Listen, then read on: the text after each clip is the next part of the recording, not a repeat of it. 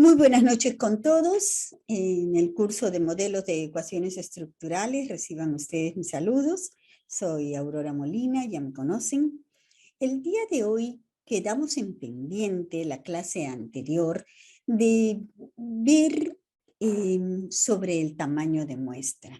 Situación que a todos nos interesa porque es después de haber hecho la organización del estudio que se va a seguir, después de tener en claro cómo es que vamos a trabajar, qué cosa vamos a analizar, a dónde queremos llegar, cuáles son los puntos principales que vamos a estar enfocándonos en el estudio que nos vamos a elaborar. Viene el problema del recojo de información. Digo problema porque casi siempre el recojo de información nos lleva a hacer un trabajo de campo, casi siempre. Y en el trabajo de campo verdaderamente es una situación de que a muchos sí nos gusta porque hemos trabajado bastante en ello, pero es bastante tedioso en función de lo que queremos recoger. Pero ahí no termina la situación. La situación no solamente termina en empaparse correctamente en todos los puntos en los cuales nosotros vamos a estar inmersos, poder haber leído, bajado videos, visto otros estudios, informándonos lo más ampliamente posible, hablar con los especialistas del tema con precisión, porque son ellos los que nos van a dar las pautas iniciales y finales. Entonces, cuando ya tenemos todo esto, necesitamos recoger la información. Y la información no es solamente ir y recoger los datos, sino que hay que preparar desde la preparación de la encuesta, desde trabajar con una nube de ideas, una lluvia de información, de tal manera de que podamos tener preguntas apropiadas. Esto es fundamental. Ahora más adelante, cuando veamos una explicación que les voy a dar sobre lo que es en una parte del cuestionario, una situación muy terrible es cuando se recibe información la cual no solamente no es acorde a las cosas que queremos trabajar. Bueno, se supone que eso no debe de ocurrir, no vamos a preguntar sobre cocina si estamos hablando de química o de algún tipo de situación diferente. Entonces, si esto no es el problema en realidad, lo que podría ocurrir es que las preguntas no estén correctamente estructuradas, pero para eso ya todos sabemos de que hay que hacer un puntual trabajo en función de cuáles son las preguntas. Después de ello, haber hecho toda esa estructura, analizado cómo van a plantearse las respuestas, pasarlo por expertos y todo ese proceso que probablemente ya todos conocemos. Pero ahí no termina la primera parte todavía, porque esto desde el inicio, desde el pensar cuál va a ser el estudio o enfocarnos en ellos, hasta ese momento en que tenemos un cuestionario ya validado, bien estructurado, analizado, incluso haber hecho un trabajo de campo, pero solamente para recoger los primeros datos como una encuesta piloto. Entonces, ya cuando se tiene eso y se tiene bastante claro lo que estamos trabajando, viene la situación del tamaño mínimo muestral que se requiere, porque nuestro estudio está enfocado a modelos de ecuaciones estructurales. Si no es así, vayamos a los libros, vayamos al muestrista, vayamos al especialista y que nos diga cuál es el tamaño de muestra que nosotros necesitamos en función de nuestro estudio, de nuestros análisis. Pero como estamos enfocados en hacer modelos de ecuaciones estructurales, este tamaño de muestra tiene una forma muy especial. Es una cosa de que no podemos decir es igual que cualquier sistema de trabajo. No, no lo es. ¿Qué cosa es lo que estoy queriendo enfocar acá?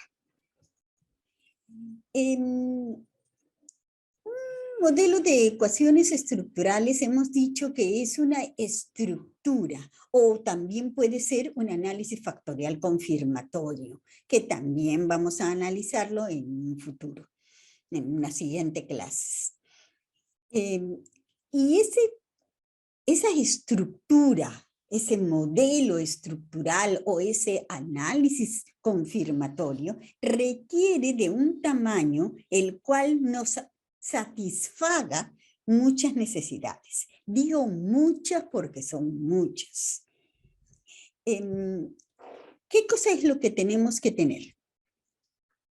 Sabemos que es bastante difícil recoger información. Es muy complicado a veces poder trabajar para poder obtener la información apropiada. Pero el tamaño muestral en modelado de ecuaciones estructurales, como ya les había comentado también en la clase anterior, es un tema muy controversial. Existen varias opciones que nos dan diferentes estudiadores, diferentes autores, en referencia a ese tamaño de muestra. ¿Qué cosa es entonces lo que nosotros vamos a trabajar? Esto está en función de cada uno de nosotros, del investigador en sí, del conocimiento que tenga sobre su trabajo. Evidentemente, no vamos a poder encontrar a veces gran información sobre algunos puntos, sino vamos a necesitar buscar de alguna forma compensar información que no podemos captar con estudios previos o con diferentes bases de datos ajenas a nuestro recojo. Pero cuando se habla de recojo de información, se tienen autores como Norman y Strainer, que en el año 2008, en su libro Biostatistics Essential, él propuso dentro de todo este libro, en una parte que dice tamaño de muestra, tiene una gran cantidad de espacio dedicado solamente a ello, que necesitaríamos aproximadamente 10 multiplicado por los parámetros. Hay algunos autores que dicen 20, ¿ok? Y también, como repito, está en función del tipo de estudio que se esté haciendo. Pero vamos a aceptarlo como 10 porque eso es aproximadamente lo que se hace. Estos 10 parámetros, que es el mínimo que nosotros necesitamos y que se considera que debe de estar no por debajo de 200. Esto nos dicen Norman y Strainer. Y verdaderamente sí funciona hasta, vamos a ir viendo cuando sí se necesita, cuando nos cubre correctamente nuestras necesidades este 10 por parámetro y cuando no. Pero hagamos una pausa acá. ¿Qué cosa es un parámetro? Tal vez conocemos cada uno de nosotros lo que quiere decir un parámetro, pero vamos a trabajarlo mediante un ejemplo. Veamos. Hablemos primero sobre las observaciones. Bueno, ustedes me pueden decir con mayor tranquilidad y de seguro de que las observaciones son esos datos que se recogen o que se tienen en nuestra base de datos.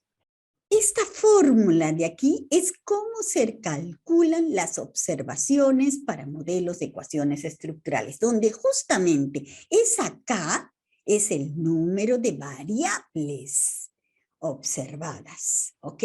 El número de variables, o sea, nuestras preguntas en un cuestionario. O, bueno, dependiendo de lo que estemos haciendo, si estamos utilizando cuestionarios, entrevistas, etcétera, ¿no? O bases de datos simples con diferentes variables. Ok, pero son las observadas, aquellas que podemos recoger, las cuales nos podemos informar.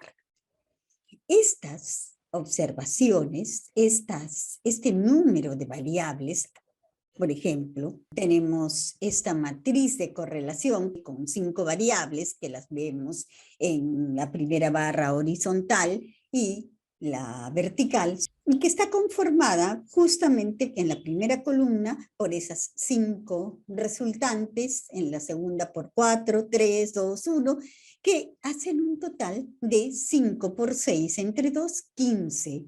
15 observaciones que se manifiestan en esta matriz de correlación. ¿Ok? Estas observaciones van a verlas ustedes, o ya las habrán visto muchas veces, en muchos análisis, muchos artículos que las colocan. Colocando esto nada más, tenemos prácticamente toda la data completa para hacer análisis. Ya no trabajamos con la data en sí bruta, sino se puede trabajar con esta matriz de correlación en determinados casos. Entonces, estos 15 se les llama observaciones. Pero aquí no termina todo, porque como les dije, no es tan fácil. No podemos agarrar y decir simplemente con las observaciones. ¿Para qué estamos hablando de las observaciones? Para poder encontrar el tamaño de muestra. Y aquí tenemos en pantalla un modelo estructural. Vamos a explicar un poquito lo que es este modelo, ¿ok? En este modelo estructural, lo que nosotros estamos visualizando son 3 variables observables en recuadros, variables x1, 2 y 3, y 6 variables salientes, o sea, resultantes, que también están en recuadro porque son observables, y1 hasta y6. Bueno, ¿entendido?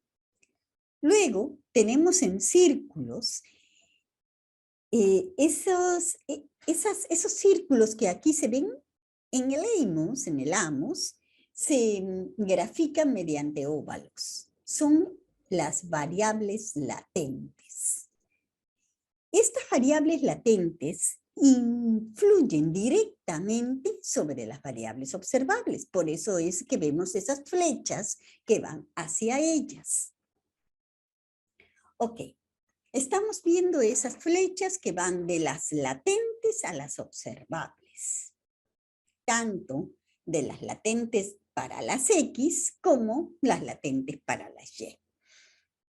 En las latentes para las X tenemos esa letra griega llamada phi, phi1 en este caso. Phi1 influye sobre X1, X2 y X3. Y esas flechas tienen unas lambda 2,1, que es la numeración en función de la relación, pero también vemos de que hay en la primera flecha un número 1. Ese número 1 que ustedes están pudiendo observar acá, este número 1 es prácticamente el equilibrio que le podemos dar a nuestra ecuación. O sea, necesitamos hacer un ajuste en esa relación que nos ayude a referirnos a esa ecuación que va a salir. Entonces, todas estas relaciones tienen que tener al menos una relación marcada en la unidad. Y como vemos, también existen en las otras 2 relaciones también un 1 en una de sus flechas. Vamos a ir viendo para qué nos sirve. Luego, como podemos ver, cada una de las variables observables tiene un error de medida. Ese error de medida para las variables X, o sea, las variables observables X1, 2 y 3, está dado por el delta, delta 1, delta 2 y delta 3, mientras que para las Y, las variables salientes, las finales, las resultantes, desde Y1 hasta Y6, está marcada con el epsilon 1 hasta 6, que representan el error de medición. El error de medición es aquello que nosotros no podemos estar seguros de haber recogido, pero que existe dentro del sistema. Esa es una alternativa. A esta gráfica se le llama un diagrama de senderos. Este diagrama de senderos, además de tener estas relaciones que estamos viendo aquí, que son de las latentes a las observables, también hay relaciones entre las latentes. Así tenemos esta psi1 que implica directamente sobre esta letra como una N que se llama eta, eta2 y eta3. Psi1 influye sobre eta2 y sobre eta3. Y a su vez, eta2 sobre eta3. La relación que se encuentra entre psi1 y eta2 se llama, es una letra griega gamma, que es 2, 1, porque 2 es donde llega y 1 es de donde parte, 2, 1, y aquí tenemos esta gamma 3, 1, de psi a eta. Pero también está el beta, que es una regresión, como ustedes seguramente ya la conocen, una regresión, en este caso lineal, que va de eta 2 a eta 3. Además de eso, estamos observando que existe otra figurita, otra letra griega aquí. Esta que nosotros estamos viendo, zeta, así se llama, zeta 2 y zeta 3, que les corresponde a las eta 2 y eta 3 respectivamente, son los errores de estructura. Esos errores que provienen de las relaciones obtenidas de los errores, de las variables observables. Entonces, como hay de todas maneras que se jala los errores de las observables, las variables latentes también las poseen. Pero ¿por qué entonces si uno no se le ve ese error? Porque así uno no le está llegando ninguna flecha. Por tanto, no le van a llegar errores. Si uno está libre de error. ¿Ok? Mientras que eta 2 y eta 3 sí están recibiendo flechas, como estamos observando. ¿Qué más? Veamos. Ya hemos dicho que esto es un diagrama de senderos y vamos a suponer que esos errores que hemos estado viendo en las variables observables, que son desde delta 1 hasta, y también puede ser epsilon 1 hasta el epsilon 6, se presentan en una variable única. Esto se llama cada uno de estos círculos con sus cuadraditos, independientemente, como a todo el conjunto, se le llama constructos. Entonces, este eta 1, que es como una n sub 1, solamente está dando información a esa Y7. Y por tanto, la Y7 tiene un error porque Y7 es una variable observable y por tanto tiene errores de medición.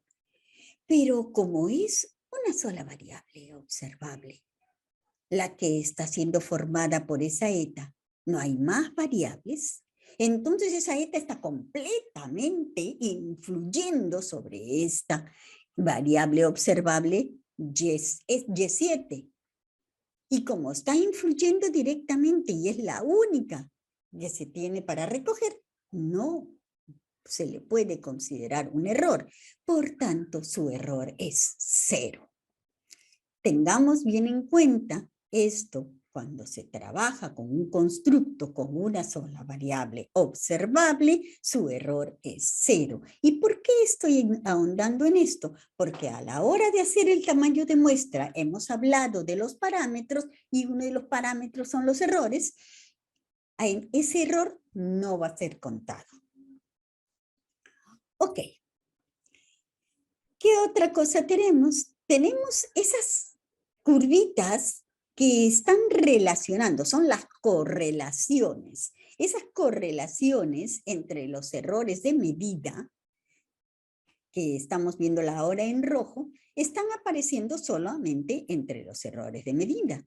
Pero ¿qué hubiera ocurrido si en este modelo, nuestro sistema que nosotros hemos creado para nuestro estudio, hubiera habido otro grupo de variables desde x4 hasta x6 que en sí forman un nuevo constructo phi2, con esa variable latente phi2, está formando un nuevo constructo. Y vemos de que no existe para este ejemplo lógico una relación entre esos errores de medición.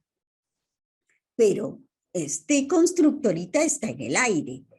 Para que se forme parte de todo el constructo global, tendría que tener alguna relación. Y vamos a suponer que esta es la relación que se presenta en este modelo. Phi2 influye directamente sobre eta 3. Perfecto, no hay problema. Hasta ahí estamos entendiéndolo. Eso espero. Pero también, en realidad, todo está relacionado. Siempre tiene que estar todo relacionado. De alguna manera, poquito, mucho, fuertemente, indirectamente, pero están relacionadas, tanto las variables observables como las variables latentes. Como hemos visto, los errores de las variables latentes, esas flechitas en curva, son la correlación existente entre esos errores. Pero podría haber existido otra, como esta, desde phi1 hasta phi2. Y ya sería una correlación más.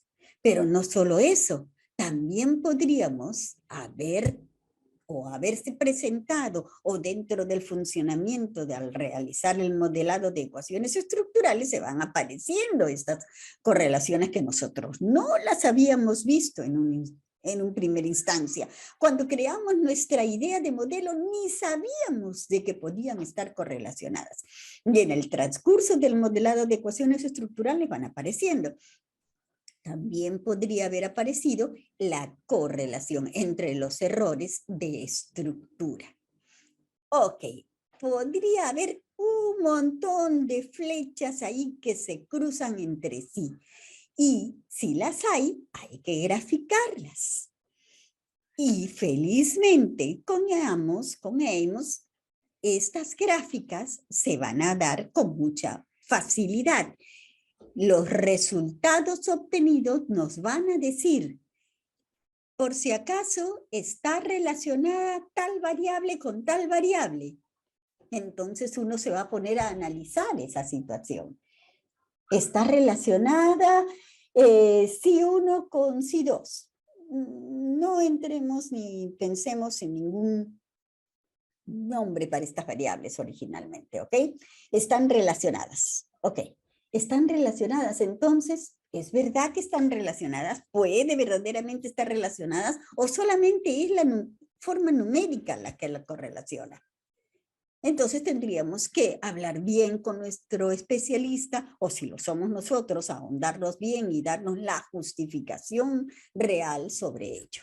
Todo lo que hagamos tenemos que justificarlo, sea expuesto, explicado, entendiéndose como explicación a la exposición de lo que está ocurriendo basándonos en la numeración estadística y los resultados estadísticos, como en la exposición de determinados autores que afirman que eso funciona de esa manera. Entonces nos respaldamos en esos autores y justificamos los movimientos que estamos haciendo. Ok, pero no enredemos mucho todo esto y entendamos a lo que estamos yendo, al tamaño de muestra. ¿Qué cosa era lo que habíamos dicho? Ya sabiendo a lo que nos referimos como observaciones, ¿ok? Vemos que estas son 9 variables observables en este modelo. ¿Estamos? Pero nosotros Sabíamos que con esas variables observables podíamos encontrar, al reemplazar esa K, que son las variables observables, y sacamos que 9 por 10, 90, entre 2, 45. Aquí tenemos 45 observaciones. Es decir, que existe una matriz de correlaciones que tendrá 45 elementos en la matriz. ¿Ok? Es una matriz diagonal. Por eso es que la ecuación se divide entre 2. Luego, al hablar de parámetros, que es lo que a nosotros nos interesa para trabajar con el tamaño de muestra, recuerden que nos dijeron que teníamos que multiplicar por 10 a los parámetros, estamos viendo inicialmente que existen 9 variables observables. Ok, ¿qué más tenemos? Tenemos 9 errores de medida. Está bien, esos delta y esos epsilon los sumamos y ahí hay 9 porque hay 9 observables y ninguno de esos errores está marcado como 0. ¿Qué podría ser? Y ya no se contabiliza. Entonces tenemos 9 variables observables con sus respectivos nuevos errores de medida. ¿Qué más? Tenemos 3 variables latentes. Si1, eta 2 y eta 3. Y tenemos 2 correlaciones, esas que eran las flechitas rojas que ahora están en verde. ¿Ok? ¿Qué cosa tenemos entonces con todo esto? Sumamos y se convierte esa suma en 23 parámetros. Qué interesante. ¿Y para qué tenemos las observaciones? Si ya con 23 parámetros ya podríamos trabajar, ¿verdad? Pero acá hay un detallito. Las observaciones, si a las observaciones le restamos los parámetros, vamos a obtener los grados de libertad, que ya hablaremos un poquito más después sobre lo que es los grados de libertad. Pero felizmente nos da estos resultados sin necesidad de estar trabajando tanto, donde nos dice que las observaciones son 45, los parámetros son 23, que los hemos encontrado, y los grados de libertad, 45 menos 23 igual 22. Maravilloso. El tamaño de muestra nos habían dicho que era 10 por el parámetro. Son 23 los parámetros. Y ese resultado tiene que ser mayor o igual a reganadientas de esos 200.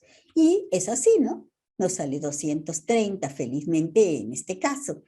El problema es cuando, por ejemplo, hay muchas correlaciones o no se plantearon estas correlaciones o hay algún error de medida que se ha marcado en 0, ¿ok? Entonces, puede bajar y no completar correctamente ese número 200 o haber menos variables, pocas variables, son muchos factores que hacen de que esto no se pueda dar. Sin embargo, uno de los factores que nos puede echar a perder este 200 como mínimo es el tipo de variables, que vamos a ver cuáles son los tipos ahora más adelante. A veces podemos obtener resultantes variables que son numerales, que son números, y los números lo podemos trabajar con un tipo de formulación para el modelado de ecuaciones estructurales. Pero ¿qué pasa con lo que habitualmente hacemos casi todos y utilizamos preguntas tipo Likert? O se tienen preguntas dicotómicas. Ahí vienen los problemas y probablemente, así como hay autores que dicen 200, no debería de ser, sino dicen 300, hay autores que dicen que tienen que ser sobre 500 y otros sobre 1000. Por eso es muy controversial todo eso, el tamaño de muestra.